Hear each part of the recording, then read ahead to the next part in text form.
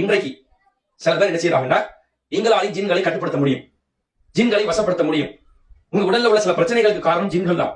நோய் நொடி எல்லாம் அல்லாடுறது தனி, அதுக்கு மருத்துவமாக்கணும் மார்க்கம் சொல்வது தனி, அதுக்கு சூறாக்களை ஊத வேண்டும் என்று மார்க்கம் சொல்வது தனி. ஜின்களுடைய பாதிப்புனால கணவன் மனைவி பிரச்சனை இருக்குது. கணவன் மனைவி பிரச்சனை இல்லாத வீடு இருக்கா? எல்லா வீட்டிலும் இருக்கதாச்சு. இப்படி காமனாக இருக்கிற சில பிரச்சனையை எடுத்து வைத்துக் கொண்டு இதுக்கு அதிகமா இதுல விழுந்தது யாரும் பார்த்தீங்கன்னா பெண்கள் விழுந்துறாங்க. ஜின்கள் இருக்கு போல போது அந்த மாதிரியான பயங்கள் ஈஸியா அவங்களுக்கு காட்டிடலாம்ல. அப்ப அதை வச்சு இதை நான் சரி பண்ணிடுவேன் சொல்லி மார்க்க வசனங்களையும் ஹதீஸ்களையும் மறுத்துவிட்டு காசு பணத்திற்காக மார்க்கத்தை சொல்ல வேண்டும் என்ற நோக்கத்தை தவிர உலகத்தில் யாராலும் இந்த செயலை செய்ய முடியாது. ஜின்களை நாங்கள் வசப்படுத்துவோம் என்று இவங்க சொல்றாங்க. எப்படி நீங்க ஜின்களை வசப்படுத்த முடியும்? சுலைமான் நபிக்கு அப்புறம் யாருக்கு இது கொடுக்கப்படலையே? அல்லாஹ்வுடைய தூதருக்கு கூட இது கொடுக்கப்படலையே? எந்த அளவுக்கு பேசுறாங்க? ஒரு வீடியோல ஒருத்தர் பேசுறாரு, உங்க ஊர் அமுதால ஊர்காரர் தான் பேசுறாரு. நான் ஜின்கள் சம்பந்தமான விஷயத்துல பெரிய ஆளு உங்களுக்கு எல்லாம் தெரியும். வீடியோல பேசுறாரு. நான் ஒரு முறை ஜின்னிட்ட பேசிக்கிட்டு இருந்தேன். யார்கிட்ட பேசிட்டு இருந்தாரா? நீங்க அவங்கள பார்க்க முடியாது, அவங்க உங்களை பார்க்கறாங்க சொன்னாங்களே அந்த ஜின்னிட்ட. இவன் நினைச்சிருக்கலாம் ஜின்னிட்ட பேசிக்கிட்டு இருந்தான். யோசிச்சு பாருங்க எப்படி நம்மளால புரிஞ்சுக்க முடியும்? அப்படி ஜின்னிட்ட நான் பேசிக்கிட்டு இருக்கும்போது நான் என்ன சொன்னாலும் அந்த ஜின்னு சொல்லிச்சு. நான் அல்ஹம்துலில்லாஹி ரப்பில் ஆலமீன் சொன்னா அதுவும் அல்ஹம்துலில்லாஹி ரப்பில் ஆலமீன் சொன்னேன். நான் ஆயத்துல் குர்சி சொன்னேன், அதுவும் ஆயத்துல் குர்சி சொல்லிச்சு. என்ன அப்படி சொல்லிட்டே இருக்குன்னு பார்த்தேன். கடைசியில நான் என்ன தெரியுமா செஞ்சேன்? அவன் சொல்றாரு லா இலாஹ இல்லல்லாஹ்ன்றேன், அதுவும் லா இலாஹ இல்லல்லாஹ்னு சொல்லிச்சு. முஹம்மது ரசூலுல்லாஹ்னு சொன்னேன், அது சொல்லாம இருக்குது. ஜின்னு சொல்லாத ஒரு வார்த்தைனா அது முஹம்மது ரசூலுல்லாஹ். என்ன சொல்ல வரீங்க? ஜின்னுடைய வாயில முஹம்மது ரசூலுல்லாஹ் மட்டும் வரலையா, லா இலாஹ இல்லல்லாஹ் கூட வந்துச்சு. வணக்கத்திற்கு தகுதியானவன் அல்லாஹ்வை தவிர யாரும் இல்லைன்னு வந்துச்சா, முஹம்மது ரசூலுல்லாஹ் வரலையா. வணக்கத்திற்கு தகுதியானவன் அல்லாஹ்வை தவிர யாரும் இல்லைங்கிறது ஆதமுடைய காலத்துல இருந்து உள்ளதுல. முஹம்மது ரசூலுல்லாஹ் என்பது 1446 ஆண்டுகளுக்கு முன்பாக முஹம்மது நபி அனுப்பப்பட்டதுக்குள்ள வார்த்தை, சிறப்புக்குரிய வார்த்தை தான். அதான் நமக்கு லா இலாஹ இல்லல்லாஹ் கலிமா எப்போ உள்ளது? ஆதம் நபி படைக்க காலத்துல உள்ள அந்த கலிமா. அதை சொல்ல முடிஞ்ச ஜின்னுக்கு முஹம்மது ரசூலுல்லாஹ் சொல்ல முடியல. இதை டைரக்டா ஜின்கிட்ட பேசின ஒரு அனுபவம் அப்படின்னு சொல்றாருன்னா இதை ஒரு முஸ்லீம் நம்புவார்களா? இதை ஒரு முஸ்லீம் எப்படி சொல்றாங்க? எந்த மசனத்தின் அடிப்படையில் நீங்க ஜின்ன பாத்தீங்க? எந்த ஜின்ன பாத்தீங்க? எங்க வச்சு பாத்தீங்க? அதுல உங்க கண்ணுக்கு மட்டும் தெரியுதுன்னா என்ன இது ஏமாற்று வேலை? இதுல போய் மக்கள் விடலாமா?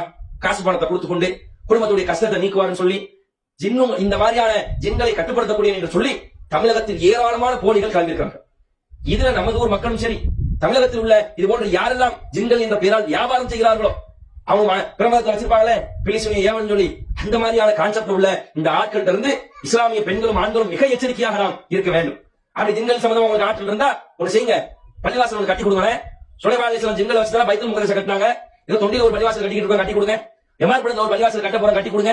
உங்க சுன்னத்துல் ஜமாத்துல எத்தனை பள்ளிவாசல் கட்டுமான பண்ணி பாதியில் நிக்கும்ல, உங்க ஆற்றலை கொஞ்சம் பயன்படுத்தி சேவை போட்டு உட்கார்ந்து ஜின்கள் நீங்க சொல்ற எல்லாத்தையும் சொல்லிச்சுல ஒரு பள்ளிவாசல் கட்டி கொடுத்தீங்கன்னா சமுதாயத்துக்கு புண்ணியமா போகுமே. இன்னும் எவ்வளவு ஆற்றல் சிம்மாசனத்தை எடுத்து வர ஆற்றல் இருக்குல்ல, அந்த மாதிரி ஜிந்தா வச்சிருக்கிறிய. பாலஸ்தீனத்துல மக்கள் எவ்வளவு கஷ்டப்படுறாங்க, இஸ்ரேல் மக்களை எத்தனை பேர் கொண்டு குவிக்கிறான். ஒரு 2 ஜின்ன நீங்க அனுப்பிச்சு விடுங்க உங்க பேரால, ஒரு 3 ஜின்ன அனுப்பிச்சு விட்டு என்ன பாத்துட்டு வாப்பா, உனக்கு ஜின்ன ரொம்ப பழக்க மாமா மச்சான் பழகுத மாப்பிள்ள என்ன ஒரு ரவுண்ட் போய் பாத்துட்டு வா அப்படின்னு ஒரு 3 ஜின்ன அனுப்பிச்சு விடலாமே. இவ்வளவு முஸ்லீம்கள் கஷ்டப்படுறத பாத்துட்டு இருக்கிறீங்களா? 2 ஒத்துக்கோங்க.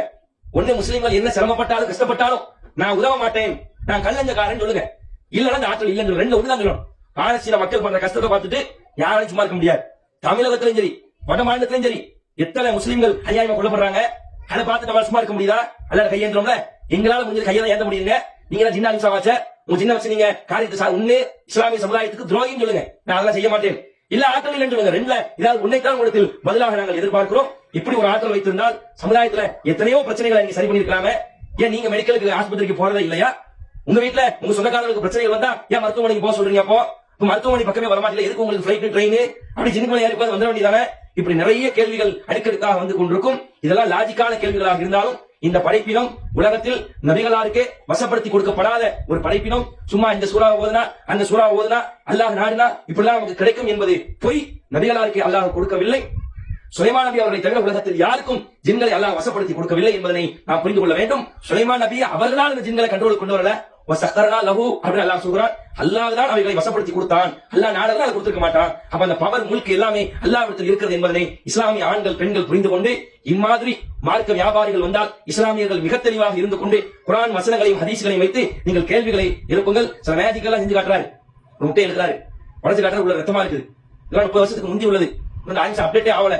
அதெல்லாம் செஞ்சு வச்சு அடிச்சு எங்க ஊர்ல சின்ன பிள்ளைகளை செஞ்சு வாங்கிட்டு இருப்பாங்க. இல்ல ஏதாவது கெட்டு போன முட்டை இங்க வாங்கிட்டு வந்தீங்களான்னு தெரியல, உள்ள ரத்த கலர்ல வருதுன்னா அது சமாச்சாரம் பிரச்சனையா இருக்குன்னு அர்த்தம். முட்டை உள்ள மஞ்சள் தானே இருக்கணும், அவன் ரெட் கலர்ல உள்ளது வருதுன்னா ஆயிரம் ஏமாத்தி விட்டாங்க அர்த்தம். அப்ப இதுவும் உங்களுடைய பலவீனத்தை தான் காட்டுதே ஒழிய இந்த மாதிரி வாழைப்பழத்துல இருந்து பசி எடுக்கிற வேலைகள்லாம் 30 வருஷம் ஆச்சு, அதெல்லாம் மலையேறி போன காலம். புதுசா ட்ரை பண்ணுங்க. மக்களை ஏமாத்துற ஃபீல்டு இறங்கலாம் இருந்தா இது மாதிரி இதுலயே ஒரு கும்பல் இருக்கான், மக்களை ஏமாத்துறதுக்கு பொருள் செஞ்சு வைக்கிறான். அது உலகத்துல அதிகமான காஸ்ட். மெஜிஷியன்ஸ் இருப்பாங்கல்ல, மக்களை ஏமாத்துறதுக்கான பொருளை செஞ்சு இந்த மாதிரி ஆன்மீகவாதிகளை கொடுத்துருவாங்க. இதெல்லாம் நிறைய நாங்கள் கண்களால் பார்த்திருக்கிறோம் சொந்த அனுபவத்தில். அது மாதிரி செய்யப்படுகிற இடத்துல நேரடியாக சென்று இருந்திருக்கிறோம். எங்க ஊர்ல நாங்கள் நேரடியாக போய் பார்த்திருக்கிறோம். இதுவெல்லாம் போய் ஏமாற்று பேர்வழிகள். அல்லாஹ் நாடினால் மந்திரமா தந்திரமா ஒரு நிகழ்ச்சியை கூட பௌஜமா சார்பாக நடத்தி இந்த ஜின்களின் பேரால் என்னென்ன பொய் அற்புதங்கள் என்ற பேரால் என்னெல்லாம் செய்யப்பட்டுக் கொண்டிருக்கிறது என்பதை கூட மேலை கோட்டைகளால் சொல்லிக்காட்ட முடியும். அந்த அளவுக்கு நாம் செல்ல விரும்பவில்லை என்பதை நீங்களாக புரிந்து கொண்டு அல்லாஹ்வுக்கு நீங்கள் அஞ்சிக் கொள்ளுங்கள். அல்லாஹ்வுடைய மார்க்க விஷயத்தில் விளையாடி கொண்டிருக்கிறீர்கள். நபிகளாருக்கு கொடுக்காத ஒரு ஆற்றலை கூட உங்களுக்கு இருப்பதாக நீங்கள் சொல்லிக் கொண்டிருக்கிறீர்கள். உங்களை மட்டும் சேராமல் எத்தனையோ பெண்களை ஆண்களையும் வழிகாட்டிலே நீங்கள் தள்ளிக் கொண்டிருக்கிறீர்கள். அல்லாஹ்விடத்தில் பாதுகாப்பு தேட வேண்டிய இந்த சமுதாயத்தை உங்களின் பக்கம் வரவைத்து ஜின்களை நீக்க வேண்டும் என்று உங்களிடத்தில் உங்களுடைய கூடாரத்தில் அவர்களை வைத்திருக்கிறீர்கள். அப்படி ஒரு வந்தா கூட ஒரு ஆலிம் சாவருக்கு ஆலிம் என்ன சொல்லணும்? போய் வீட்டுல போய் அல்லாஹ்விட துஆ செய்யறா, 5 நேரம் தொழுகிறா, சோதனைகள் வந்த பாவங்கள் மன்னிக்கப்படும், அல்லாஹ் சொர்க்கத்தில் நல்ல நிலையை கொடுப்பான் என்று சொல்லுவதுதான் உண்மையான ஆலிமை தவிர என்ற ஜின்னிற்கு மண்ணிற்கு என்று சொல்லி மக்களை ஏமாற்றக்கூடியவராக இருந்தால் நாளை மறுமையை நீங்கள் பதில் சொல்ல வேண்டும். இஸ்லாமிய சமுதாயமே அடிப்படை பகுத்தறிவை கொண்டு சிந்தித்து பார். இது போய் மார்க்க வியாபாரத்தை தவிர இது வேறில்லை என்பதனை புரிந்து கொண்டு இதை வெளிநாட்டில் செய்தாலும் உள்ளூரில் செய்தாலும் இது மார்க்க அடிப்படையில் பிழையான ஒரு காரியம் என்பதனை இந்த சமுதாயம் தெளிவாக புரிந்து கொள்ள வேண்டும். அல்லாஹ் ரப்பல் ஆலமீன் எது சத்திய மார்க்கமோ அதை புரிந்து கொள்ளக்கூடிய ஒரு ஆற்றலை இந்த சமுதாயத்துக்கு கொடுக்க வேண்டும். இதுல நமுதாவை சார்ந்த ஜமாத்தார்கள் ஆலிம்சாக்கள் நீங்க இதுல என்ன நிலைப்பாட்டில் இருக்கிறீர்கள் அதை நீங்க தெளிவுபடுத்த வேண்டும். ஒன்று 2 பேர் இப்படி செய்யறாங்கன்னு சொன்னா நமதால ஆலிம்கள் இருக்கிறீங்கல்ல, ஓதி படிச்சவங்க இருக்கிறீங்களா, உங்களுடைய பார்வையில் இது என்ன? ஜின்களை மனிதனால் வசப்படுத்த முடியுமா?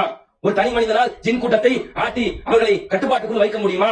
ஒரு மனிதனை பார்த்தவுடன் ஜின்களால் இவர்கள் பாதிக்கப்பட்டவர் என்று சொல்ல முடியுமா என்ற ஒரு நிலைப்பாட்டையும் ஏனைய ஜமாத்தை சார்ந்த இமாம்களும் ஜமாத்தார்களும் நீங்கள் வெளியிடுங்கள். ஆம் என்று சொன்னால் எங்களுடைய பிரச்சாரம் இன்னும் வீரியமாக செல்லும். வீடு வீடாக குர்ஆன் வசனங்களும் ஹதீஸ்களும் ஜின்கள் சம்பந்தமாக இவர்கள் மார்க்க வியாபாரிகள் என்ற அந்த துண்டு பிட்நோட்டிஸ்கள் வீடு வீடாக வரும். இன்னும் வீரியமாக எங்களுடைய பிரச்சாரத்தை நாங்கள் கொண்டு செல்வோம். ஏனென்றால் அல்லாஹ்வுடைய அருளால் தௌஹீதை தமிழகத்தில் உறக்க சொல்வதற்கு ஒரு ஜமாத்தாக நாங்கள் இருந்து கொண்டிருக்கிறோம். ஏனைய பிரச்சனை என்றால் நாம் தள்ளிவிட்டு போய்விடலாம். இது கொள்கை சார்ந்த அகீதா பிரச்சனை, மக்களை வழிகாட்டில் தள்ளக்கூடிய ஒரு பிரச்சனை என்பதால் தான் இதை கையில் எடுத்து நாங்கள் செய்கிறோம். எனவே ஏனைய ஆலிம்களும் உங்களுடைய நிலைப்பாடு என்ன?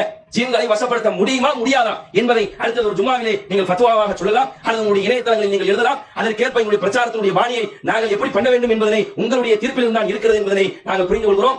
அல்லாஹ் ரப்பல் ஆலமீன் இந்த நேர்வழியை பயணிக்கிற ஒரு வாக்கியத்தினை உங்களுக்கு விளக்கம் தருவானாக என்று கூறி இந்த உரையை நிறைவு செய்கிறேன். வாஹிர் தவானா அல்ஹம்துலில்லாஹி ரப்பில் ஆலமீன். அஸ்ஸலாமு அலைக்கும் வரஹ்மத்துல்லாஹி வபரகாத்துஹு.